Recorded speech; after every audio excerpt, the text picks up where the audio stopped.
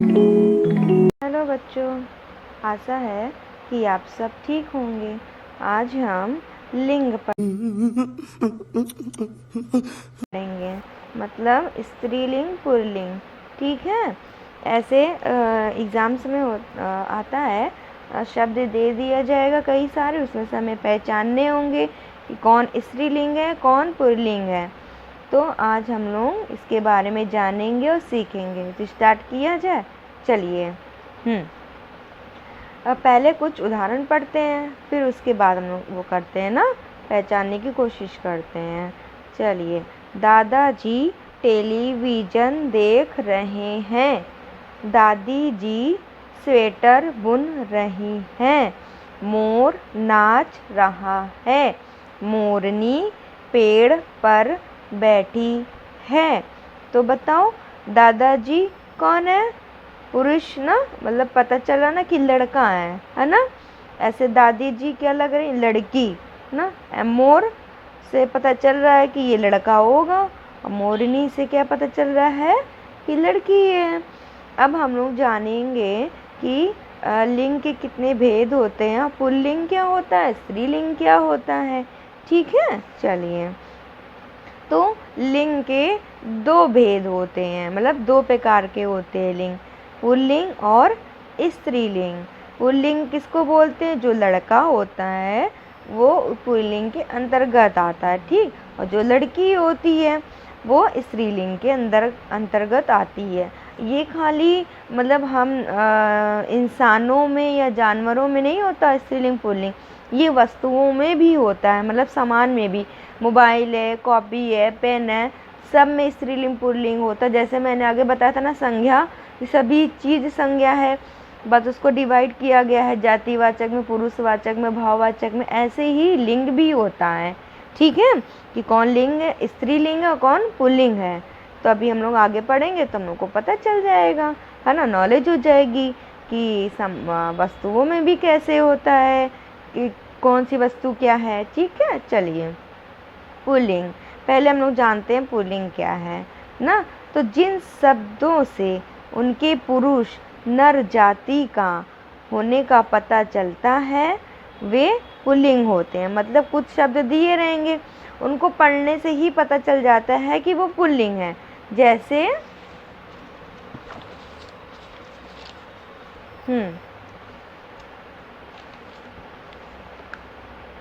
दिख रहा है ना आप सभी को? जैसे शिक्षक, शिक्षक में समझ में आ रहा है ना कि पुरुष होंगे, है ना। और गायक, इसमें भी हमें पता चल रहा है कि पुरुष, लड़का। बैल भी, शेर भी, आदि। ठीक है, अब हम लोग स्त्रीलिंग की परिभाषा देखेंगे कि स्त्रीलिंग की परिभाषा क्या है। चलिए। जिन संज्ञा शब्दों से उनके स्त्री मादा, स्त्री अर्थात मादा, ठीक है, मादा किसको बोलते हैं? स्त्री को ना, औरत को। जाति के होने का पता चलता है उन्हें स्त्रीलिंग कहते हैं। जैसे शिक्षिका, गायिका, गाय, शेरनी आदि। यहाँ शिक्षक था ना, ऊपर बताया था, वो पता चल रहा था उससे कि वो पुरुष है। और ये शिक्षिका, तो पता चल रहा है ना कि ये स्त्री है ना। अब हम लोगों को इंसानों के बारे में तो पता चल गया, जीवित प्राणी जो होते हैं, कि कौन लड़का है कौन लड़की है। लेकिन वस्तुओं को कैसे पहचाने कि ये स्त्रीलिंग है या पुल्लिंग है? तो हम लोग एक ट्रिक करते हैं, देखते हैं उस ट्रिक को। ठीक है, तो हम लोग को पहचानना आ जाएगा। चलिए। सबसे पहले सर्वनाम के आधार पर हम लोग देखेंगे कि वस्तु में कैसे पहचाने कि ये पुल्लिंग है कि स्त्रीलिंग है। हाँ, तो मेरा, मेरी, मान लो खिलौना रखा है, ठीक, कोई खिलौना है, तो आप कैसे बोलते हो? मेरा खिलौना। हाँ, तो ये नहीं बोलते ना मेरी खिलौना, ये नहीं बोलते। मेरा, मेरा किस में लगता है? मेरा से आभास हो रहा है ना कि लड़का। हाँ, समझ में आ रहा है? मेरा, लड़के बोलते ना अधिकतर मेरा, लड़कियां मेरी बोलती हैं ना। तो इससे हम लोग इन शब्दों को, सर्वनाम को यूज़ करके पता कर सकते हैं कि ये पुल्लिंग है या स्त्रीलिंग है। तो खिलौना क्या हुआ? पुल्लिंग। ठीक है। ऐसे किताब, अब क्या बोलोगे? मेरी किताब। तो फिर इसमें अब ये तो नहीं बोलोगे ना मेरा किताब, तो मेरी किताब मतलब ये स्त्रीलिंग है। आए समझ में? ऐसे हम लोग विशेषण में देखते हैं, विशेषण के जरिए। खट्टा खट्टी, ठीक। आम, आम बहुत खट्टा है। तो खट्टा, खट्टा कौन से समझ में आ रहा है ना? पुल्लिंग। खट्टी लड़की के लिए होता है ना, खट्टी, खट्टा खट्टी। तो आम बहुत खट्टा है, हम लोग ये तो नहीं बोलते ना आम बहुत खट्टी है। तो क्या हुआ? ये पुल्लिंग। फिर इमली को अगर हम बोलेंगे इमली बहुत खट्टी है, ये नहीं बोलते ना इमली बहुत खट्टा है ना? तो इमली बहुत खट्टी है, तो क्या है? ये स्त्रीलिंग है। ऐसे हम लोग क्रिया के आधार पर देखते हैं। रहा रही, ठीक। अब हमको इन दोनों में पता करना है कि इसमें से स्त्रीलिंग कौन है, पुल्लिंग कौन है।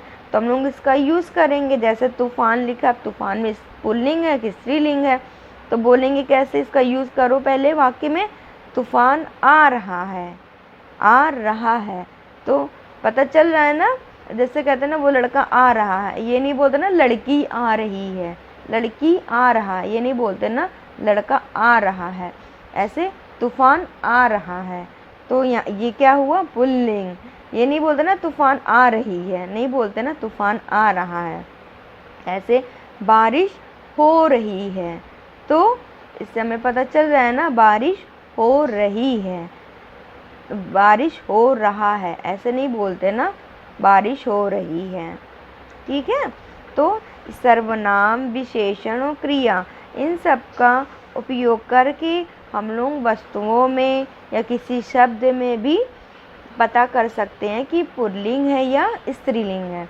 इसके अलावा एक चीज़ और ध्यान देने वाली बात है बच्चों, कुछ शब्द सदैव पुल्लिंग होते हैं, जैसे खटमल, बिच्छू, कछुआ, बाज, सारस, उल्लू, भेड़िया, मगरमच्छ, कानखजूरा, खरगोश, चीता, कौवा, पशु, पक्षी, कीड़ा, तोता, मच्छर आदि।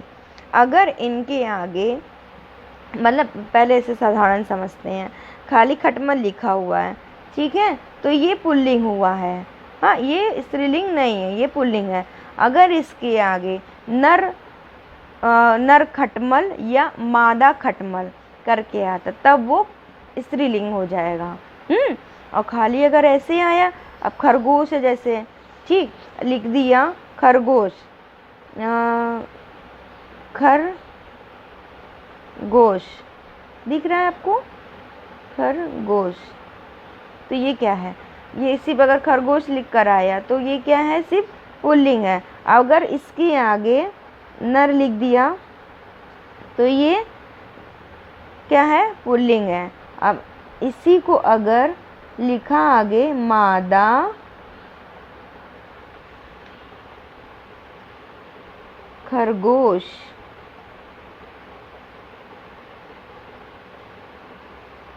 तो ये क्या हो गया?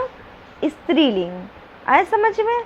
तो ये कुछ शब्द हैं जो खाली पुल्लिंग में होते हैं। अगर इनके आगे मादा लग गया, जैसे मादा खटमल, मादा बिच्छू, मादा कछुआ, मादा बाज, मादा सारस, मादा उल्लू, ऐसे सबके आगे मादा अगर लग गया तो वो स्त्रीलिंग हुआ।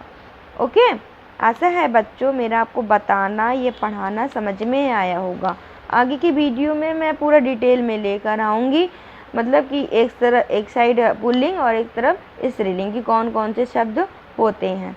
ठीक है, धन्यवाद।